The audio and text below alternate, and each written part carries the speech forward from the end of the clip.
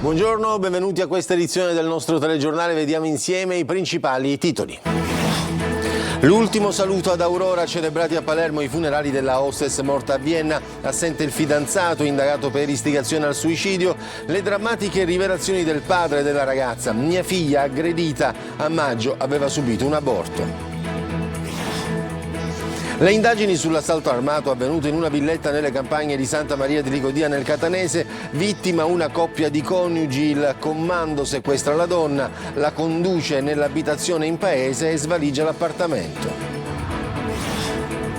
Ergastolo per Giovanni Salamone, uccise la moglie originaria di Agrigento come lui nella loro casa ad Alessandria in Piemonte. Sono stato posseduto da Satana, aveva detto all'epoca ai carabinieri confessando il delitto. Giuseppe Rugolo è stato dimesso dallo Stato clericale, non è più un sacerdote. Dopo la condanna in appello per abusi nella diocesi di Piazza Armerina arriva la decisione della Commissione speciale della Chiesa. A Palermo, nel vivo, il festino di Santa Rosalia, ieri la sfilata del carro e i fuochi d'artificio, oggi la messa e la processione delle reliquie, tanti fedeli ma anche molti turisti con circa 350.000 presenze che hanno assiepato Cassaro e Lungomare. Calcio, Palermo in ritiro in Val d'Aosta, Inzaghi aspetta rinforzi in attacco, Palumbo addirittura d'arrivo Brunori, il mister ha portato tanto entusiasmo. In Serie C il Catania a Norcia per la preparazione precampionato, rossazzurri attivi sul mercato per due attaccanti, iniziata la campagna abbonamenti, a Trapani test fisici per i giocatori mentre comincia a muoversi anche il Siracusa.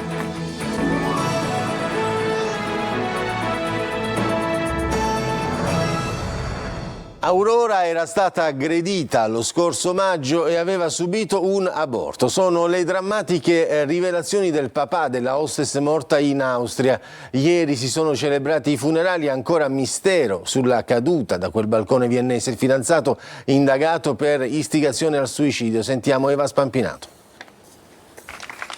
È una verità tutta da confermare, ma la confessione del padre di Aurora apre un nuovo squarcio drammatico su una vicenda che le autorità viennesi avevano archiviato come suicidio e che potrebbe invece far emergere altro. E altre notizie tristi emergono oggi, il giorno dei funerali della povera Aurora. Il padre racconta che la ragazza a maggio subì un'aggressione e anche un aborto e si era rivolta all'ospedale Villa Sofia Cervello di Palermo. Nel referto dei medici c'è scritto che la giovane avrebbe subito un'aggressione fisica. Lo racconta Francesco Maniscalco, il padre della hostess, ancora scosso per i funerali che si sono tenuti questa mattina.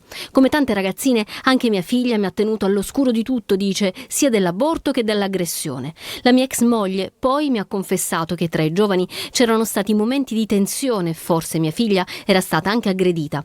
Maniscalco aggiunge, quello che mi fa rabbia è che nessuno della famiglia del giovane sia venuto al funerale oggi, neppure un fiore, non abbiamo mai ricevuto una parola di conforto. Forse sono anche infastiditi dal clamore che è scoppiato. L'avvocato Alberto Raffadale sta cercando di ricostruire quanto avvenuto lo scorso maggio e le ragioni per cui con quel referto non sono partite le indagini su quanto successo ad Aurora. I PM di Palermo hanno chiesto alle autorità austriache le foto dell'abitazione scattate quando è avvenuta la tragedia, mentre il fidanzato di Aurora, Elio Bargione, è stato iscritto nel registro degli indagati con l'accusa di istigazione al suicidio come atto dovuto per consentire al giovane di nominare i consulenti di parte che hanno preso parte all'autopsia. Sono davvero sconvolto per quanto sto scoprendo su questa vicenda, dice ancora Maniscalco. Anche sui due testimoni a Vienna che avrebbero raccontato che mia figlia è caduta con la testa in avanti e invece dall'autopsia è emerso che ci sono fratture solo nelle gambe e nessuna frattura nelle costole. Io andrò avanti finché avrò forza e voglio sapere la verità, dice ancora il padre. Intanto nella chiesa Maria Santissima Consolatrice di Pallavicino si sono svolti i funerali alla presenza del sindaco La Galla. Il comune di Palermo ha concesso un loculo a titolo gratuito. E a Santa Maria di Licodia, nel Catanese, continuano invece le indagini dei carabinieri per la notte da incubo vissuta da una coppia che è stata sequestrata e rapinata nella villa di campagna da un comando composto da 5 uomini. Sconvolta la cittadina, il sindaco esprime solidarietà, oggi se ne parlerà in Consiglio Comunale. Desiree Ferlito. I carabinieri stanno indagando per ricostruire la vicenda. Di certo si sa che la coppia Lico Diese, lui 50 anni, lei 45, è stata sequestrata nell'abitazione di campagna da una banda di 5 uomini incappucciati. Alcuni di questi hanno tenuto sotto tiro il marito, mentre gli altri, con la moglie, si sono diretti nell'appartamento in paese, costringendola ad aprire la cassaforte per portare via soldi e gioielli. Un'azione violenta e spietata, col cinquantenne che avrebbe riportato anche alcune ferite dopo essere stato stordito con un colpo di bastone e poi immobilizzato. I criminali avrebbero anche manomesso le telecamere di videosorveglianza e sequestrato i telefonini della coppia. Una città sconvolta, Santa Maria di Licodia, piccolo centro ai piedi dell'Etna. È una città preoccupata, non si pensava in una piccola comunità che ci fosse situazioni del genere. Ancora è da capire quello che è successo, però se è vero quello che si vocifera è inquietante. Ovviamente è un momento di sconforto per la cittadina. Noi siamo da sempre un paese tranquillo e quindi questi episodi ci lasciano un po' sconcertati. La solidarietà delle istituzioni con il sindaco che annuncia che la vicenda sarà trattata anche in consiglio comunale. Perché è giusto che tutte le istituzioni, dal sindaco ai consiglieri al presidente, è giusto che portiamo avanti questa cosa. Io già mi sono sentito con il luogotenente e confido nel lavoro delle forze dell'ordine, soprattutto nei carabinieri delle Licodia, che riescono a dare alla giustizia chi ha fatto questo gesto vile. A Iopolo Giancaxio, nell'Agrigentino, i carabinieri hanno arrestato un 49enne ritenuto responsabile di truffa aggravata e rapina ai danni di un'anziana. La vittima era stata contattata telefonicamente da un 16enne maresciallo dei carabinieri che l'aveva indotta a far uscire di casa il marito con il pretesto di un urgente impegno presso il comando provinciale. Subito dopo lo stesso interlocutore ha chiesto alla donna di raccogliere tutti i monili d'oro presenti in casa da consegnare a un finto carabiniere incaricato del ritiro, che giunto sul posto li ha afferrati con forza, spintonando la donna e dandosi alla fuga. Nella stessa mattinata sono stati messi in atto altri 3 tentativi analoghi di truffa.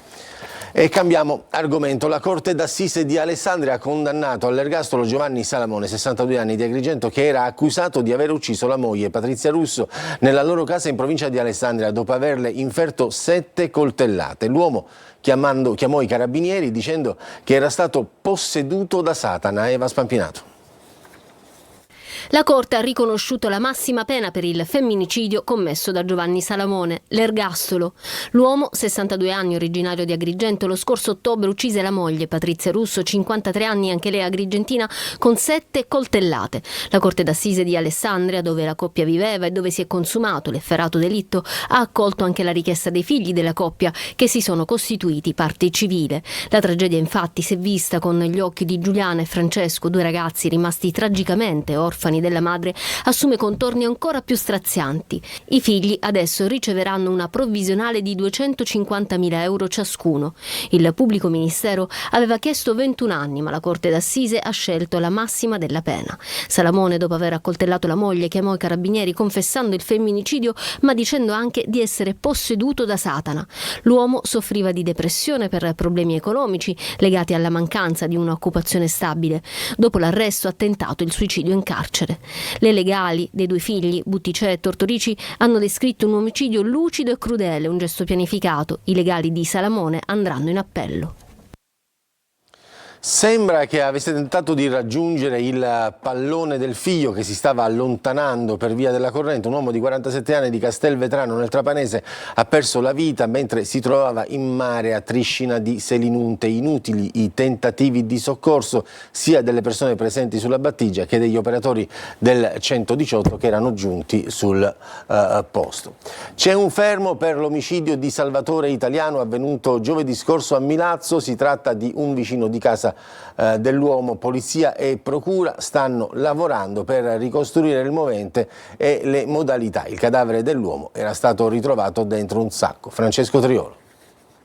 È un commerciante incensurato di 60 anni, Giuseppe Cordici, di Milazzo, l'uomo fermato dalla squadra mobile di Messina e accusato dell'omicidio di Salvatore Italiano, l'84enne trovato morto giovedì scorso in via Capuana. Il 60enne, per il quale sabato sera è scattato il provvedimento di fermo e il trasferimento nel carcere di Gazzi, è in attesa adesso della convalida da parte del GIP. A difendere l'uomo è l'avvocato Nino Aloisio. Si tratterebbe, come inizialmente sospettato dagli agenti del commissariato di Milazzo e dalla procura di Barcellona che coordina le indagini, di un vicino di casa di Italiano. Ad incastrarlo sarebbero state le immagini registrate dalle telecamere di videosorveglianza presenti nel percorso tra Fiumarella, dove la vittima abitava, e via Capuana, la zona dove è stato trovato il suo corpo coperto da sacchi neri di plastica.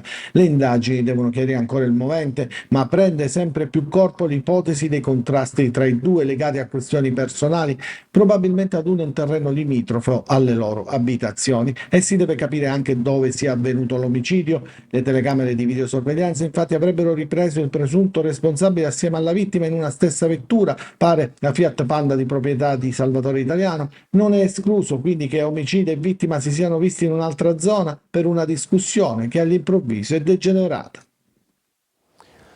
Due giovani di 17 anni che erano su un ciclomotore sono morti intorno alle 2:30 in un incidente stradale che si è verificato a Barcellona Pozzo di Gotto nel Messinese. L'incidente è avvenuto all'incrocio tra le vie Kennedy e San Vito. Secondo una prima ricostruzione, un'automobile, dopo aver investito il ciclomotore, pare abbia fatto un testacoda andando a colpire un albero che si trovava sul marciapiede con la parte posteriore. E un'altra notizia che riguarda un'altra tragedia: un uomo di 37 anni è morto a patti nel Messinese, schiacciato dal proprio trattore, e si trovava alla guida del mezzo pesante intento a pulire un terreno quando il mezzo cingolato si è ribaltato e l'ha travolto. Inutili i tentativi di rianimarlo, sul posto sono giunti i carabinieri. Voltiamo pagina. Giuseppe Rugolo, ex sacerdote di Enna, è stato ora ufficialmente dimesso dallo Stato clericale. A deciderlo è stato il processo canonico che ha riconosciuto nuove responsabilità mentre la Chiesa prende le distanze. La diocesi di Piazza Armerina finisce sotto accusa con vescovo e vicari imputati per falsa testimonianza. GR Italia.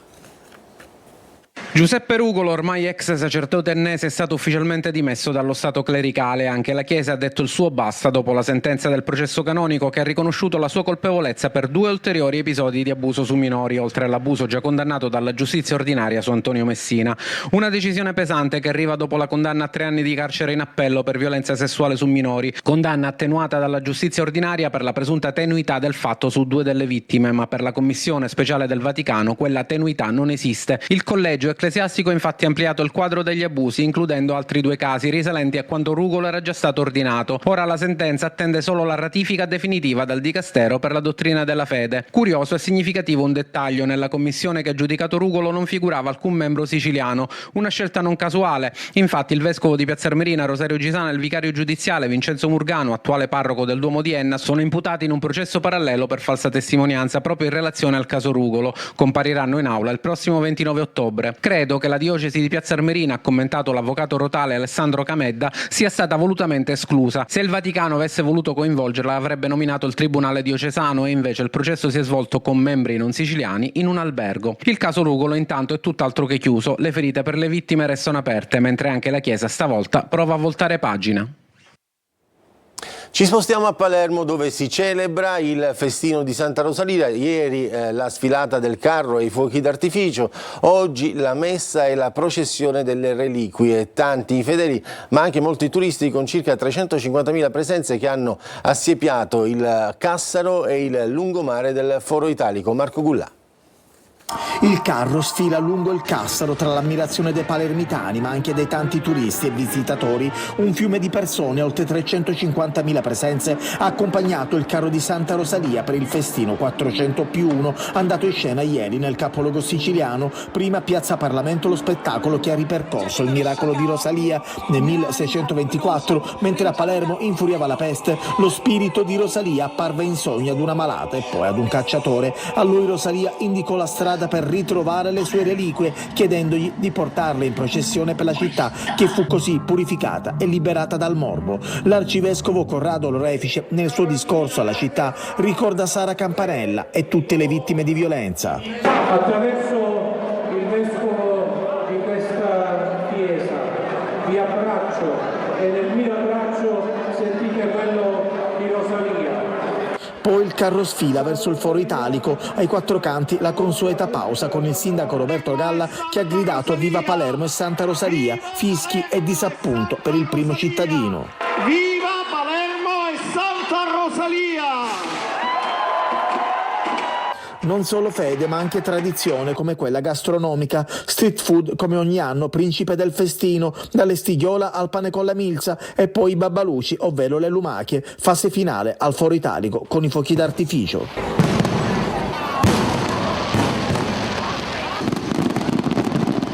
Oggi la messa in cattedrale e la processione con le reliquie di Santa Rosalia. Sindaci del Catanese in protesta strozzati dall'aumento del costo della Tari scrivono a Schifani e chiedono alla Regione aiuti economici, spese schizzate a causa del conferimento fuori dalla Sicilia. Luca Ciliberti. Ci sono circa 200 comuni della regione siciliana che mandano all'estero i rifiuti e quindi hanno un costo raddoppiato, di conseguenza i nostri concittadini hanno un costo raddoppiato sulla bolletta, sulla Tari. Considerate che oltre 200 comuni per scaricare l'indifferenziata in discarica pagano oltre 350 euro a tonnellata, tanti altri comuni pagano 180-200 euro a tonnellata. I 58 comuni della città metropolitana di Catania scrivono al presidente Renato Schifani per chiedere ulteriori risorse per scongiurare l'aumento delle tariffe Tari a causa degli extra costi. Intanto abbiamo bisogno che la Regione ci venga dietro per avere la possibilità di ridurre la Tari ai cittadini virtuosi. Abbiamo il concorrente tema poi degli ASACOM, che è un servizio indispensabile per i nostri minori con disabilità a cui dobbiamo garantire l'assistenza e l'accompagnamento. E per questo i comuni sono veramente in ginocchio, non voglio dire in difficoltà. Se a questo si aggiunge che centinaia di amministrazioni non possono più conferire a Lentini e pagano costi elevatissimi rispetto ad altri comuni, si comprende bene come la coperta a disposizione dei sindaci sia davvero troppo corta. Chiediamo che la Regione possa dare un contributo programmato anche negli anni, fino a quando poi ci saranno i termovalorizzatori, che è una scelta che noi condividiamo. La Sicilia è una regione dove purtroppo oltre 120 comuni sono in dissesto o in piano di riequilibrio, in molti casi proprio per i costi dovuti ai conferimenti dei rifiuti. Lo scorso anno, in sede di variazioni di bilancio per limitare i danni di questo enorme peso degli extracosti, il governo regionale ha stanziato 50 milioni di euro che hanno in qualche modo ridotto il costo della tassa per tutti i siciliani. Quest'anno ne sono stanziati solo 20. I comuni chiedono alla regione di voler pensare di far diventare le misure strutturali a partire dalla prossima finanziaria. Adesso c'è la pubblicità, torniamo subito dopo.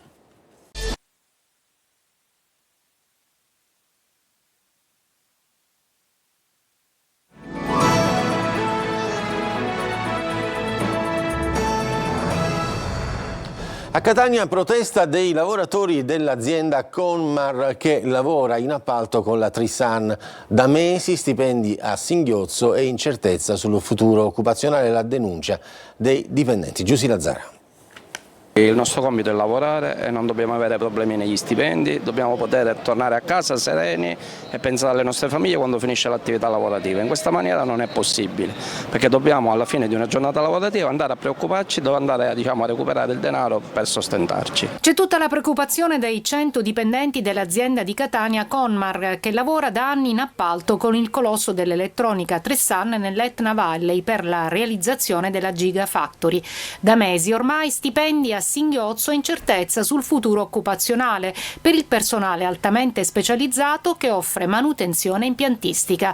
Oggi il sit-in sotto la prefettura. Nel sistema degli appalti vediamo che è una catena fatta di tanti anelli, dove l'anello più debole alla fine risultano le maestranze e le piccole imprese del territorio. Decine le famiglie che vivono ormai nell'incertezza. Loro il lavoro lo hanno, eseguito, le giornate le hanno fatte, bisogna che vengano pagati. In questo momento questo rispetto non esiste. In una terra assetata di lavoro stabile, vedere un progetto strategico come Trissan trasformarsi in una fonte di precarietà chiede adesso l'intervento delle istituzioni. E tornano invece ad aprirsi i cancelli dello stabilimento ex Bluetech di Termini Imerese nel Palermitano. Prende il via la seconda fase del rilancio prevista dal piano industriale della Pelligra Holding, che ha rilevato lo scorso anno lo stabilimento vincendo la gara lanciata dal Ministero del Made in Italy. Sono tornati al lavoro i primi lavoratori per iniziare la ristrutturazione del sito ex Fiat. E Parliamo di cultura perché a Piazza Armerina c'è una mostra dell'artista messicano Gustavo Aceves, Ecus Interlumina, che in italiano vuol dire cavallo tra le luci, è ospitata nella Villa Romana del Casale.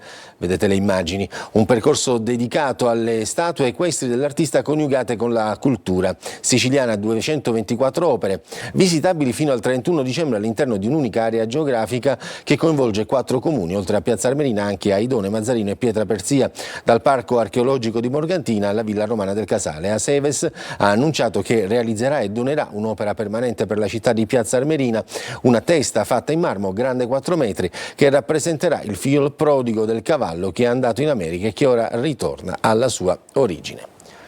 Adesso c'è la pubblicità, poi torniamo per parlare di calcio.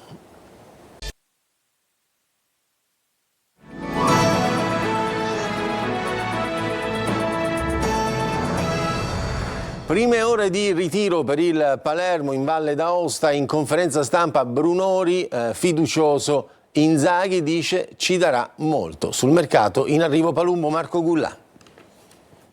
Baci, abbracci e sorrisi. Il Palermo ha riacceso i motori in ritiro a Châtillon in Valle d'Aosta. Ieri l'arrivo, oggi la doppia seduta con il neoallenatore Pippo Inzaghi che sta già forgiando i suoi dettami tattici al gruppo. Il tecnico è stato tra i più acclamati dai supporter quando la squadra è arrivata nel quartiere generale di San Vincent, il Biglia, lussuoso hotel a 5 stelle che ospiterà il rosanero fino alla fine della preparazione. Questa mattina la conferenza stampa di Matteo Brunori che elogia già l'operato del tecnico. Era da anni che non mi sentivo così. Inzaghi ci trasmette grinta. Sicuramente le prime impressioni sono super positive, è arrivato il mister che ha portato tanto entusiasmo e ci trasmette sin dalle prime parole che ci siamo detti. C'è tanta voglia di fare, c'è tanta voglia di dimostrare, quindi questo è lo spirito che serve per affrontare un campionato importante. Mercato, Antonio Palumbo si appresta a diventare un nuovo giocatore del Palermo. Il DS Osti, durante lo scambio con un tifoso in ritiro, ha confermato che la trattativa è in fase conclusiva. Al Modena andrà Di Mariano, ormai fuori dal progetto del club. In arrivo c'è anche Giasi. Il Catania invece è in ritiro a Norcia sul mercato pressing per 2 attaccanti. Iniziata anche la campagna abbonamenti. A Trapani oggi e domani test fisici per i giocatori e comincia a muoversi anche il Siracusa. Francesco Triolo. La nuova stagione del Catania è ufficialmente iniziata. I rossazzurri lavoreranno agli ordini di Mimmo Toscano in attesa che la rosa venga completata. Dopo l'ufficialità di Casasola sono attese quelle di Pieraccini e Rolfini, oltre che Donnarumma, ma sono altri 2 i nomi su cui sembrano essersi concentrate le maggiori attenzioni del direttore sportivo Pastore. Quello dell'attaccante classe 92 Leonardo Mancuso del Mantova, e per lui sarebbe pronto un contratto di durata biennale con opzione, e quello di Francesco Forte, anche lui attaccante, che ha risolto il contratto con l'Ascoli. Via anche alla campagna abbonamenti. A Siracusa prime ufficializzazioni, la prima è quella del rinnovo di Candiano, mentre sono in definizione i prolungamenti dei contratti di Limonelli e Di Grazia. Si attende anche l'ufficialità di Antonello Laneri come nuovo direttore sportivo. A Trapani tra oggi e domani sono attesi in sede vecchia nuovi ben 13 giocatori per essere sottoposti a visite mediche e test fisici, per poi trasferirsi al ritiro di Troina, dove da giovedì e fino al 31 luglio svolgeranno la prima fase della preparazione agli ordini di Totò Aronica e del suo staff. In via di definizione anche le amichevoli. La seconda fase degli allenamenti è prevista a Valderice. Intanto la società sul mercato deve sfoltire la rosa e ancora completarla con 3 elementi, 1 per reparto. È tutto per questa edizione del nostro telegiornale. Grazie per averci seguito, buon proseguimento di giornata.